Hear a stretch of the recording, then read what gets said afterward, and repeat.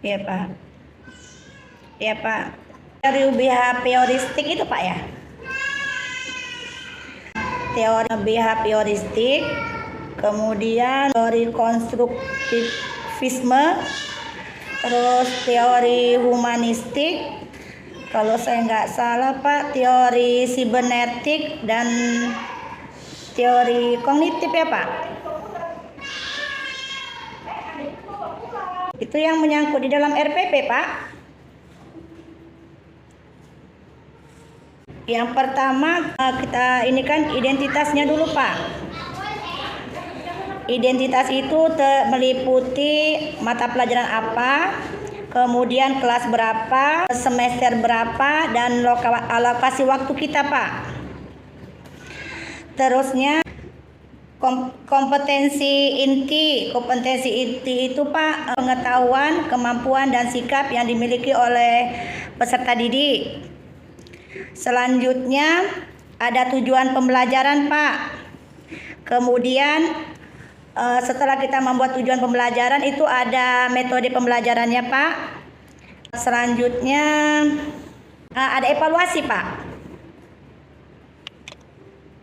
PBL itu Pak, Blame Basic Learning, yang mana itu pembelajaran yang memaksa siswa itu untuk berpikir secara kritis untuk memecahkan masalah yang ada Pak. Kalau PJBL itu Project Basic Learning ya Pak. Itu pembelajaran yang menuntut siswa itu Pak untuk menciptakan suatu project. Berdasarkan materi yang diajarkan oleh si guru Pak. Misalnya tentang pembuatan tahu gitu Pak. Cara-caranya itulah ada proyeknya pembuatan tahu dari siswa kelas, misalnya kelas 2 pembuatan tahu gitu Pak. Modul ajar Pak ya. Kalau saya tidak salah Pak, karena kan baru-baru ini juga belajar tuh Pak. Pertama itu tujuan pembelajarannya Pak. Setelah tujuan pembelajaran itu ada kegiatan pembelajarannya Pak. Terus ada rencana pembelajaran, itu ada rencana asesmen. Oh iya Pak, metode Pak. Iya Pak. Iya Pak, penilaian. Evaluasi Pak. Oh evaluasi kan Pak. Itu Pak kita lampiran Pak. Oh iya Pak, media Pak, penilaian rubik, asesmen, iya Pak, asesmen awal, iya Pak, tes formatif yang tertulis dan non tertulis Pak. Tes formatif itu dilakukan setelah ini Pak, setelah kita pembelajaran Pak. Sumatif apa yang di awal Pak? Kalau dia tes asesmen awal itu kan kita ada membuat pertanyaan untuk si anak. Contohnya apa itu pengertian sholat berjamaah, apa hukum sholat berjamaah, begitu kan Pak, itu asesmen awalnya. Baru selanjutnya asesmen sumatif Pak ya. Itu setelah sekumpulan tes sumatif itu Pak dilakukan setelah sekumpulan dalam proses pembelajaran Pak, dalam program pembelajaran itu Pak. Pengetahuan saya Pak, host itu adalah soal yang diberikan atau soal yang kita berikan agar mendorong anak itu berpikir secara kritis. Iya Pak, baru-baru ini terakhir Pak, pelajaran PTK dari program PPG Pak. PTK singkatan dari penelitian tindakan kelas Pak. Pertama Pak, kita menentukan judul. Kemudian setelah judulnya itu kita buat, baru kita menyusun latar belakang dari masalah yang akan kita buat Pak. Merumuskan masalah tersebut. Ada tujuan dan manfaat dari penelitian kita Pak. Kemudian teori pendukung gitu Pak, teori pendukung kerangka berpikir. Iya Pak, kajian teoritis Pak. Terus kalau ada, biasanya ini tidak semua PTK ada ya Pak. Itulah yang saya simak, adanya hipotesis tindakan Pak. Menentukan metode penelitian Pak dalam PTK ya Pak. Teknik pengumpulan data dalam PTK ya Pak. Yang pertama observasi. Kemudian, ya Pak, observasi, wawancara. Itu kalau nggak salah saya ada 3 dan 4 ya Pak. Instrumen, angket ya Pak. Yang saya ingat cuma siklus Pak, karena setiap itu kan ada siklusnya. Iya Pak, sama-sama Pak. Sudah Pak? Oh ya Pak, makasih banyak Pak. Pakai itu Pak. Pakai PowerPoint Pak. Ya Pak. Assalamualaikum.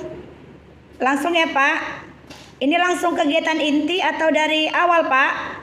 Intinya saja.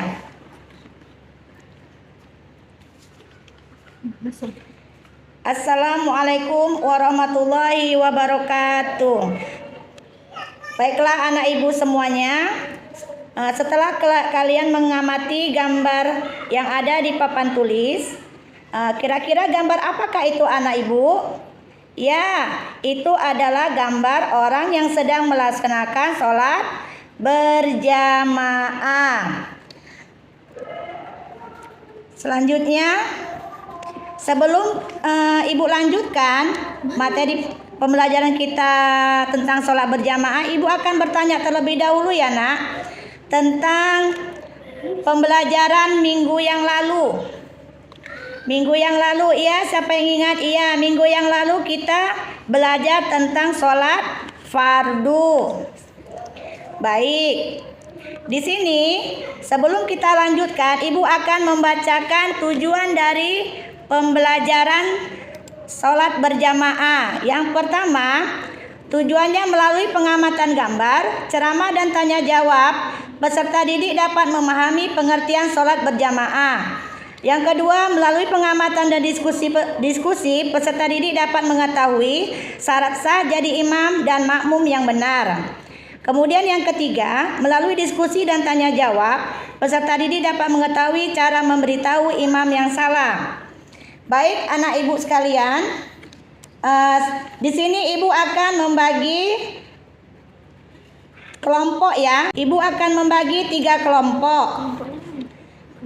Yang kelompok pertama ibu beri nomor 1, kelompok kedua ibu beri nomor 2, dan ketiga ibu beri nomor 3. Sudah ya anak ibu, kelompok 1 ada si Ahmad dan anggotanya, kelompok 2 ada si Budi dan anggotanya, kelompok ketiga ada si Rani dan anggotanya.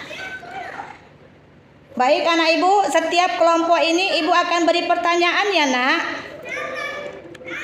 Pertanyaan kelompok 1, tolong ya didiskusikan apa itu pengertian sholat berjamaah dan apa hukum dari sholat berjamaah.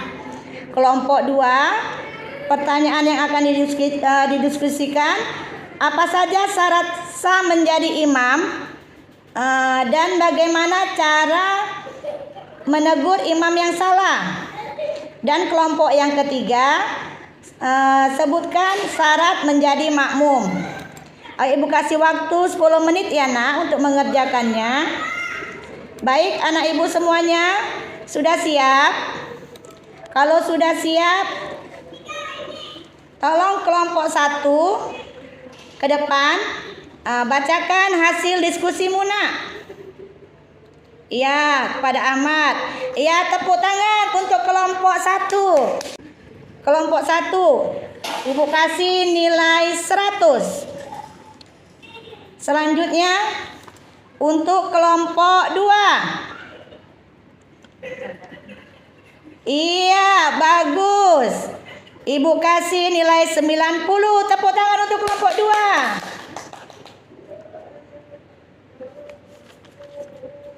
Selanjutnya kelompok 3. Ayo maju ke depan. Ibu kasih Iya, bagus. Nilainya masih ada yang kurang ya, Nak. Nilainya 80. Tepuk tangan semuanya untuk kelompok 3. Baik, anak ibu sekalian.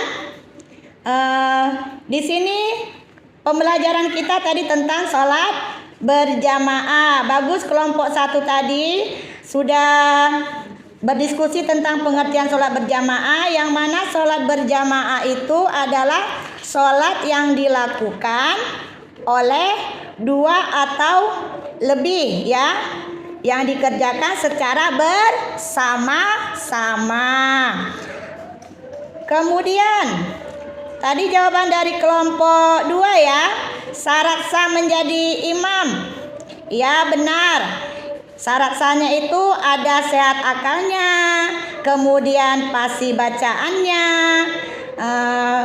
kemudian mengetahui hukum yang berkenaan dengan sholat berjamaah.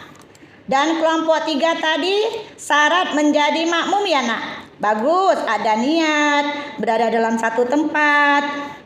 Kemudian laki-laki dewasa harus menjadi makmum, yang tidak boleh menjadi makmum ke perempuan ini ya, Nak. Yang perempuan, tapi perempuan itu bisa menjadi makmum kepada laki-laki, tapi laki-laki tidak bisa jadi makmum untuk perempuan ya, Nak. Nah, itu tolong diperhatikan. Selanjutnya di sini ibu akan memberikan LKPD ya. Nanti anak ibu, setiap ketua kelompok mengambil tugas LKPD yang akan dikerjakan ke meja ibu ya, Nak. Ketua kelompoknya aja, jangan semuanya. Dari kelompok 1 ada si Ahmad, kelompok 2 ada si Budi, kelompok 3 ada si Rani. Ya, maju semua ya, ketua-ketuanya aja ya, Nak. Di sini dia, ini LKPD-nya. Sudah, tolong dikerjakan secara bersama-sama ya, Nak. Jangan ada yang main. Setiap kelompok saling berdiskusi dan mengerjakan apa yang ada di LKPD. Itu lembar kerja kita hari ini. Sudah dapat semua? Iya. Kelompok mana yang sudah selesai, anak ibu? Ada yang sudah selesai? Belum, ibu kasih waktu ya. 5 menit lagi. Udah cukup, Pak? Terima kasih, Pak. RPP 1, Pak. Itu sebelumnya, Pak.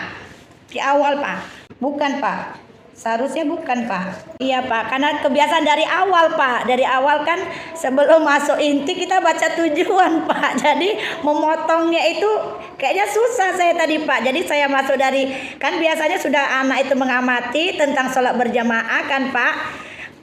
Itu, Pak. Iya, itu iya, Pak. Seharusnya nggak masuk inti dia, Pak. Iya, Pak. Selalu semangat dan grogi, Pak.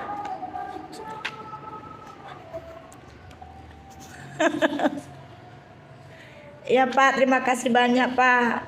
Amin ya Allah, Pak. Amin ya, Pak, sama-sama, Pak. Assalamualaikum warahmatullahi wabarakatuh.